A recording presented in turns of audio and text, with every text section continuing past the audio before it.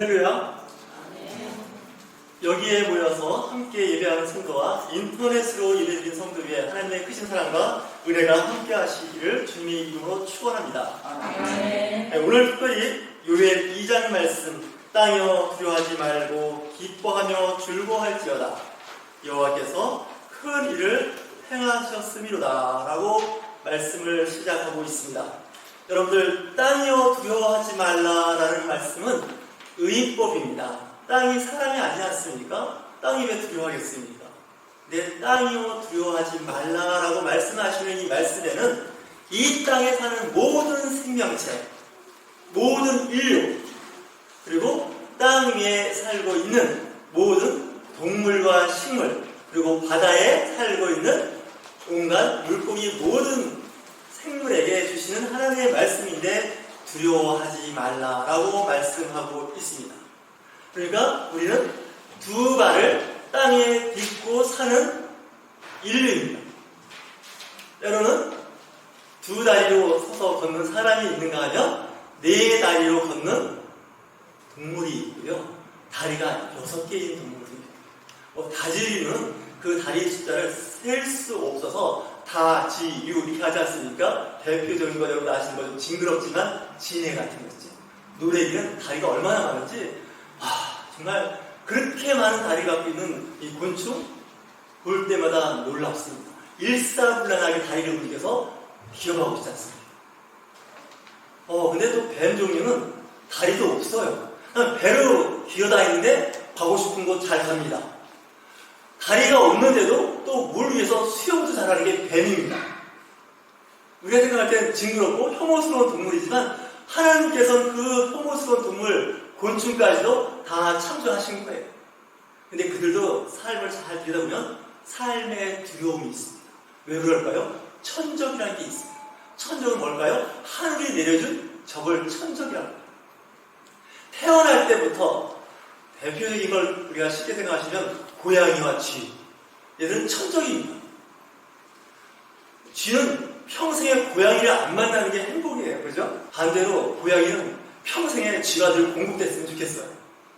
이게 우리가 인류가 사는 세계에서 일어나는 일인데 고양이도 천적이 또 있습니다. 모든 땅에 사는 생명체들은요, 두려움이라는 게 있어요. 불안한 것이 있습니다. 겁내는 대상이 있습니다. 왜 그럴까요?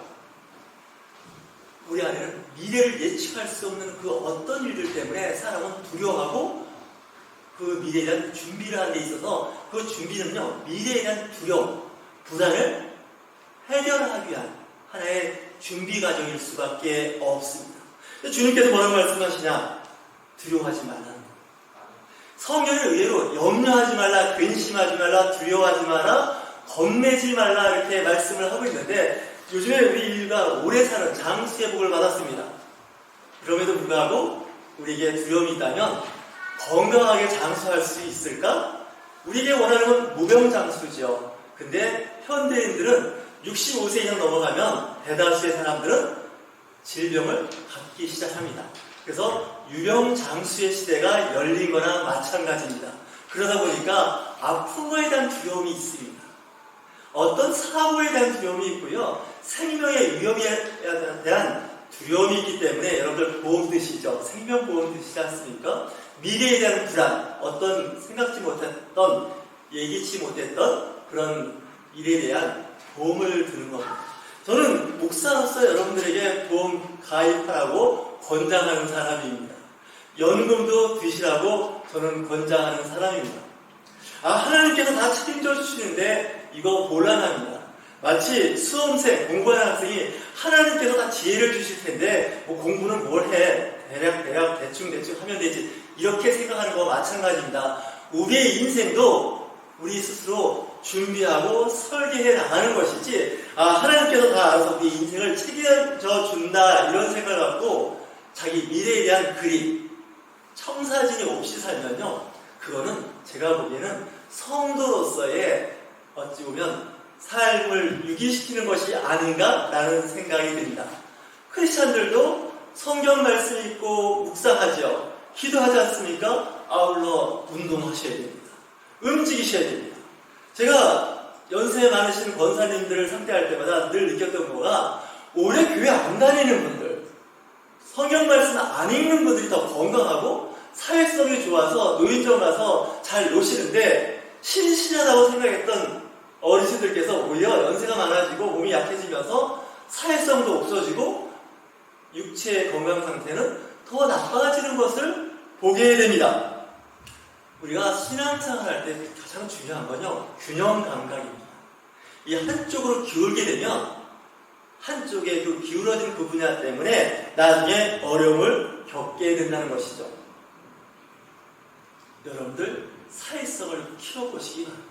이 그리스도인들이 가만히 보면 신앙생활 잘하는 사람, 교회 다니는 성도끼리 교제하는 시간을 대부분 소모하게 되는데, 그렇게 하시면 여러분들 새로운 신자, 새로운 성도를 양육하는데 어려움을 겪게 됩니다. 그래서 신앙생활을 오래한 연륜이 오래된 직분자, 소위 말하는 섬기는 높은 직분에 있는 분들의 주변에는 늘 그리스도인들로 넘쳐나게 됩니다. 오히려 세상 믿지 않는 사람들하고 교제할 수 있는 시간과 공간은 점점 줄어들게 됩니다. 그러지 마시고 가능하시면 나와 생각과 뜻이 다른, 심지어는 타종교도 괜찮고요, 하나님을 인정하지 않는 사람들하고 귀한 아름다운 교제를 가지시길 주님의 이름으로 축원합니다. 편협한 그리스도인들, 더 쉽게 얘기하면요, 속 좁은 그리스도인들이 되지 마시고 넓게 마음을 넓게 펴세요. 이거 굉장히 중요한 거예요. 세월이 흘러가면 흘러갈수록 교회 친구, 교회 직분자들과 교제하면 저는 잘못 살고 있다는 생각을 하게 됩니다. 왜냐하면 그렇게 해서는 하나님의 나라가 세워지고 확장되지 않습니다. 전도를 제일 잘하는 사람은요, 새신자가 전도를 잘합니다. 처음 신앙생활하고 교회 나오신 분들이 교회 갔더니 정말 좋아. 교회 가기 전에는 몰랐는데 교회 가니까 너무 좋고, 왜 내가 이게 교회를 몰랐을까? 진작 알았으면 더 교회하고 가까이 예배와 기도와 말씀으로 기쁨을 회복할 수 있었는데 라고 생각하는 분들은 대부분 새신자고요. 가장 걱정되는 그룹이 모태신앙입니다. 3대, 4대 신앙생활 하시는 분들은요, 배경이 그렇다 보니까 오히려 그거에 대한 감동이 없습니다.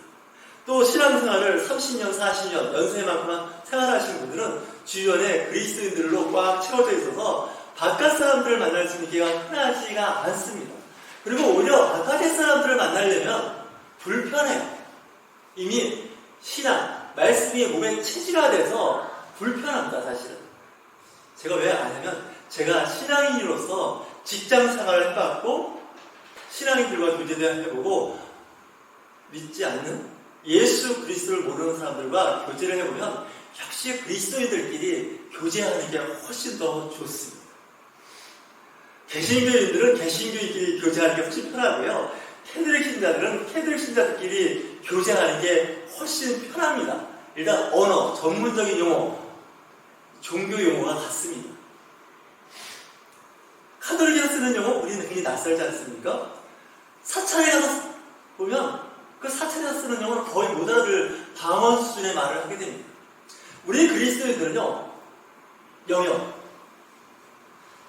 오지랖을 넓히셔서 저들은 다 하나님께서 사랑하시고 언젠가는 주 예수 그리스도의 복음을 받아들일 수 있는 대상이라는 생각을 가지고 그들을 사랑하는 마음으로 품고 섬기셔야 됩니다. 그리스도인들끼리는 서로 교제하고 맛있는 것도 잘 사주고 선물도 하면서 타종교 아니면 예수 그리스도를 인정하지 않고 적대시하는 사람들하고는 아예 상종을 안 하려고 하는데 이거 심각한 오류입니다. 더 심한 말로 하면 성경적이지 않습니다. 예수님의 사역을 보시면 사마리아 땅에 가서 사마리아 여인하고 우물가에서 둘이서 대화합니다. 요즘에 여자와 둘이서 대화하면요, 우리는 그거를 좋게 안 봅니다. 어떻게 남녀가 같이 우물가에 앉아갖고 대화를 하느냐, 이런 얘기가 있을 수 있습니다. 더 심각한 건 가늠하다 현장에 걸린 여인과 나중에 둘이 남습니다. 그래서 서로 이야기를 주고받지 않겠습니까? 그러면 또 사람들이 보면 예수님이 그 창녀 같은 여자와 같이 얘기를 하고 있었어. 이렇게 또 우리는 색안경을 쓰고 보는 시야가 있습니다. 우리 그리스도인들이 신앙생활을 잘한다고 하는 것이 율법적으로 사람을 얽어맬 때가 있습니다. 이 하나님의 율법은 우리에게 자유를 주시려고 합니다. 즐거움과 행복을 주시려고 하는 거지 우리를 코너에 몰아가서 옴싹달싹 손과 발을 다 묶어놓으려고 하는 것이 하나님의 율법이 아닌 것을 여러분들 믿으십니까? 믿으셔야 됩니다. 주님께서 하신 말씀 있지 않습니까? 요한복음에서 그 유명한 말씀, 진리를 알기는 진리가 너희를 자유케 하리라. 그 진리는 예수 그리스도입니다. 예수 그리스도를 알아가면 알아갈수록 내 영혼의 자유가 있고요, 기쁨과 즐거움이 채워져야 됩니다. 성령 충만은요, 어떻게 보면 예수 그리스도의 이름으로써 기쁨과 즐거움이 충만해야 됩니다. 성령 충만할 때 사람이 우울해져 버리면요, 그 뭔가 문제가 있는 겁니다. 성령의 9가지 열매 중에 희락이라는 게 있지 않습니까? 희락, 기쁨의 열매가 있는 거예요. 신앙생활을 잘하면 잘할수록 얼굴에 미소가 사라지고 우울해지고 있다. 말씀 생활에 잘못 적용시키고 있는 것입니다. 말씀의 핵심적인 예수 그리스도가 이 땅에 오신 것은 과거에 우리의 죄의 문제를 깨끗이 해결하기 위해서 이 땅에 오신 겁니다. 예수 그리스도를 믿는 사람들은요, 죄로부터 연연하지가 않습니다. 자유함이 있다는 것이죠. 여러분들 감 아시죠? 감이 안 익었을 때는 무지하게 떫습니다. 그 탄닌산이 있어서 정말 그 떫은 감을 먹으면요, 입안이 엉망진창인데 어느 정도냐, 마치 치과에 가서 마취당하는 기분이에요. 경험해보셨죠? 근데 그 감이 어떻게 돼요? 그 초록색이 점점 노란색에서 주황색으로 변하면서 그 감은 떫은 맛은 사라지고 단맛으로 바뀌는 거예요. 우리 예수 그리스도인들이 마찬가지예요. 성숙되고 세월이 흘러갈수록 우리의 성도들의 그 삶, 인생은요, 기쁨과 즐거움, 단맛을 내는 꿀을 내야 되지 않겠습니까? 봄이라서 꽃이 많이 피고 있는데요, 어떤 꽃은 아름다운데 벌과 나비가 없는 꽃이 있는가 하면 어떤 꽃은 별로 크지도 않고 화려하지도 않은 데 비해서 벌이 모이는 꽃이 있다는 거예요. 빨갛든 노랗든 보라든 꽃이 크든 작든 아름답든 이건 어디까지나 사람의 기준 아니겠습니까? 사람이 볼 때 아름답다는 거죠. 근데 꽃이 볼 때는 상관없어요. 내 종족을 유지하고 퍼뜨릴 것이 지구상에 있는 모든 생명체들의 어찌 보면 기본적인 욕구예요. 그리고 그 일을 감당하기 위해서 식물들은 꿀과 향기를 내는 거죠.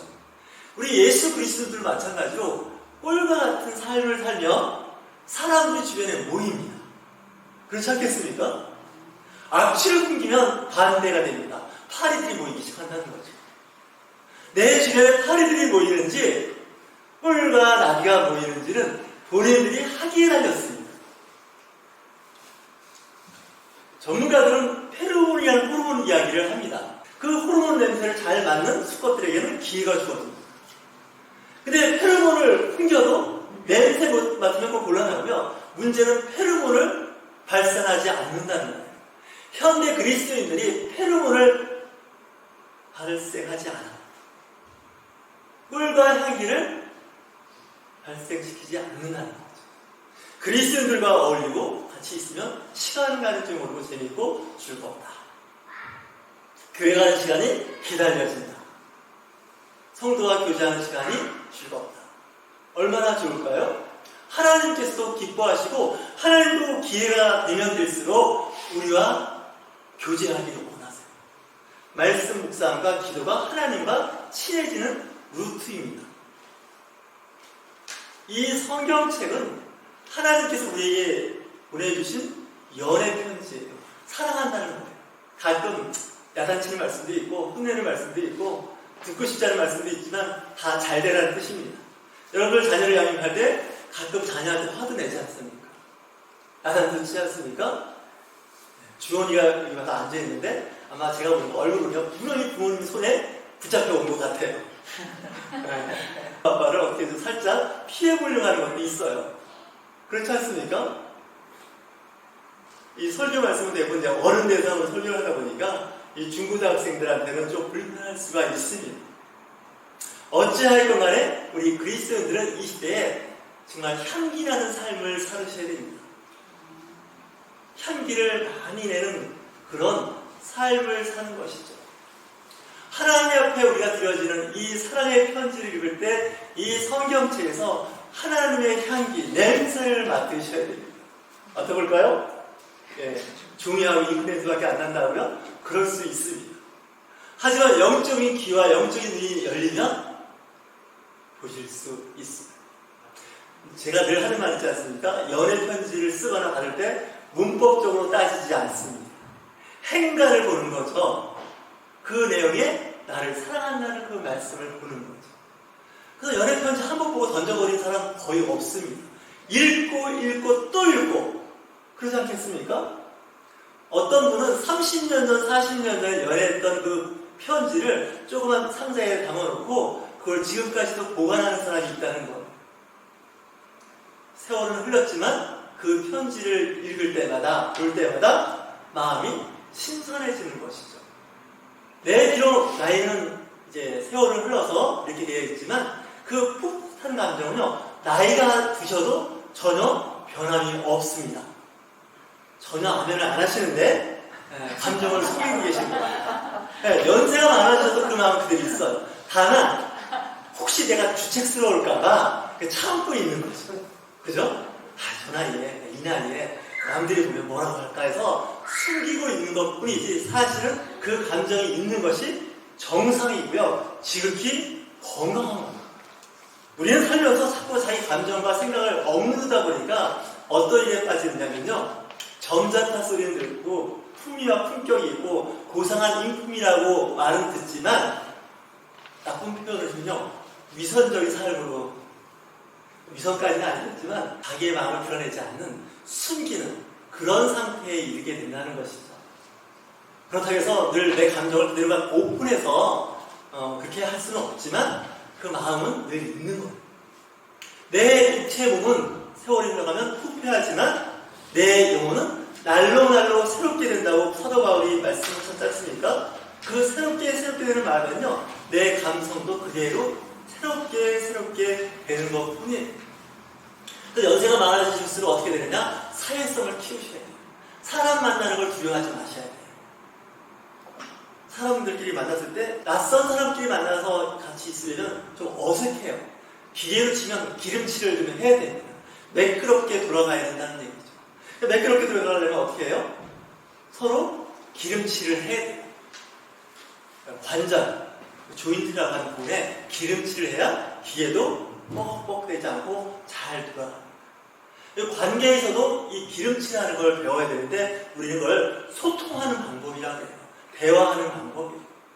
제가 요즘에 유튜브에서 대화하는 방법에 대한 유튜브를 보면서 참 많이 배워요. 목사지만 많이 배워요. 왜 내가 인생을 살아가면서 관계에서 이렇게 어려움을 겪고 때로는 그 일 때문에 실패했을까 했더니 이 말하는 습관을 잘못 배운 거예요. 보니까 이쁘게 말하는 걸 배웠어야 되는데 이쁘게 말하는 걸 잘 못 배웠던 것 같아요. 우리 옆에 있는 분들 얼굴을 쳐다보면서 어차피 안전거 좀 떼어줄까 생각하고요. 한번 상하 좌우 네 분에게 한번 살짝 말씀 한번 나눠볼까요? 이쁘게 말합시다. 이쁘게 제가 잠깐 옛날에 제가 신대원 다닐 때 했어요. 신학대학을 늦게 다녔는데 제가 그때는 상당히 까칠했던 것 같아요. 정의와 공인파였어요. 성경 말씀을 많이 읽고 또 목회하고 또 신학을 공부하면요. 사람이 어떤 쪽으로 되냐면 정의와 공의로 딱 무장되기 시작합니다. 그러다 보니까 대화하는 과정에서 상대방의 그 어떤 약점, 허점을 보면 그냥 통과하지 않고 콕콕 찌르는 거예요. 그러다 보면 감정이 서로 나빠지게 되다 보면 말이 좀 거칠어지기도 하고 기분 나쁜 말이 서로 오고 갈 수가 있거나 아니면 대화가 단절될 수 있는데 어떤 여자 전도사님 저보고 그러더라고요. 내가 전도사니까 윤 전도사님 좀 이쁘게만 하면 안 돼요? 그렇게 얘기하는 거예요. 그 말씀 듣는 순간 깜짝 놀랐어요. 또 제 딴에는 잘 말하고 바른 말을 한다고 했는데 듣는 사람은 어떻다고요? 좀 예쁘게만 하면 안 돼요? 기대치가 있었던 것 같아요. 근데 그 기대치 있는 전도사가 말하는 것마다 교리적으로 유목적으로 따지고 하지 않아요. 그래서 저는 성경 말씀을 쪼갠다는 말을 별로 좋아해요. 성경 말씀을 이렇게 분절시키면 깊이는 느낄 수가 있는데 자칫하면 관계를 망가뜨릴 수가 있습니다. 이 성경 큰 카테고리 안에 있는 건 뭐냐? 사랑입니다. 관용이고 인애, 파편적인 그 어떤 것 때문에 관계를 망가뜨릴 수가 있었던 거예요. 근데 제가 그쪽이었던 거예요. 제가 대학원에서 전공이 분자생물학 아니겠습니까? 생물학을 분자 단위로 쪼갠 사람입니다. DNA를 쪼개는 컴퓨터에 그 바이트랑 이진법을 쓴 거랑 똑같아요. 저 같은 목회자가 그런 오류를 범할 수 있었다는 거예요. 오늘 말씀을 보면 즐거워하라, 기뻐하라는 거. 풍년을 약속하는 것이 유엘 2장에 나오는 말씀입니다. 마당에는 밀이 가득하고 항아리에는 새 포도주가 그리고 기름이 넘친다는 거예요. 올리브 기름이 넘치고요, 포도주가 담아지고 마당에는 밀이 있다는 거예요. 풍년을 약속하는 겁니다. 넉넉함을 약속하는 겁니다. 지금 우리가 코로나19로 인해서 상당히 어려운 시대를 보내고 있지 않겠습니까? 만남, 사회적으로 교제하기가 어려워. 그러다 보니까 우울해질 수도 있고 또 때로는 즐거움, 기쁨으로 더 멀어지고 있지만 이럴 때일수록 우리는 소통하는 방법을 연구해 보시기 바랍니다. 얼마든지 소통할 수 있고요. 얼굴 보며 이야기할 수 있는 SNS가 잘 발달되어 있습니다. 그리스도인들이 맨날 성경 읽고 말씀만 묵상하다 보니까 그런 쪽에 좀 취약한데 이번 기회에 그리스도인들이 잘 소통하는 방법을 배우고 아름다운 교제가 있었으면 좋겠습니다. 여러분들, 내가 그리스도인으로서 내 할 의무를 다 못했다는 것 때문에 우울해할 필요가 하나도 없습니다. 제가 보기에는 큰 차이가 없어요. 하나님 보실 때는 사실 도토리 키재기입니다. 비행기 타고 한번 올라가 보시면 10층짜리 건물이나 1층짜리 건물이나 별 차이 없어요. 높은 산에 올라가서 내려다보면 사람이 보이지도 않고요. 우리가 높은 산에 올라가면 누구네 집이 누구네 집이고 어떤 집이 좋은 집인지 전혀 구분 안 되고요. 달에 가서 지구를 보면 지구는 그냥 파란 당구공 같은 그런 공일 뿐이에요. 우리는 너무 작은 거에 집착해서 인생을, 신앙생활을 망치지 마십시오. 내가 할 수 있는 만큼 하는 거예요. 다만 게으르고 성실하지 않은 그런 거에 대해서는 우리가 좀 경고하고 또 이해도 해야 되겠지만 사람마다 주어진 형편이 다 있습니다.